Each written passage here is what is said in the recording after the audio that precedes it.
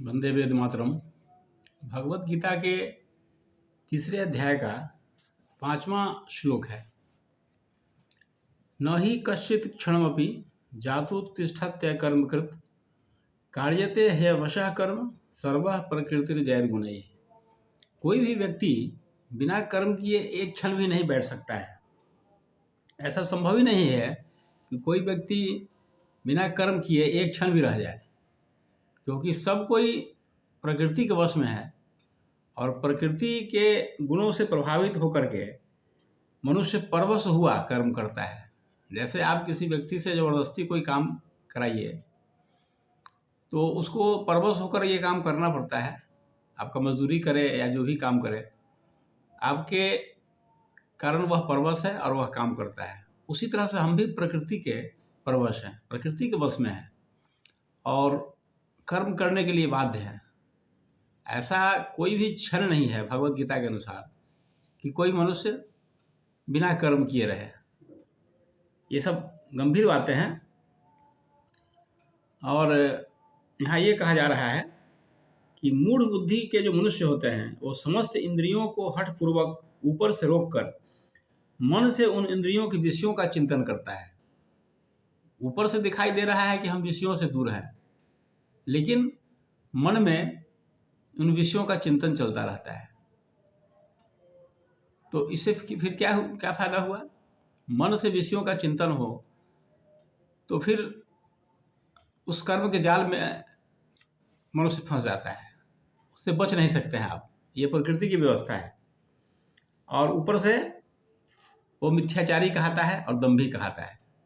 मन से विषयों का चिंतन करना, आँख का, कान का, नाक का,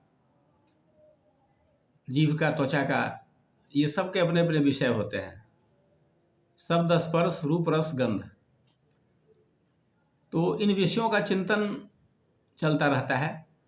भले इसका संयोग न हो विषयों से, लेकिन मन से चिंतन करता रहता है। भले इसका उदाहरण आप दे सकते हैं कि मान लिया रसगुल्ला हमको नहीं मिल रहा हो, तो वह भले वह स्वाद इंद्रियों से दूर है, लेकिन मन ही मन हम उसका चिंतन करते रहते हैं। रसगुल्ले का आनंद लेते रहते हैं मन ही मन उसको खा करके।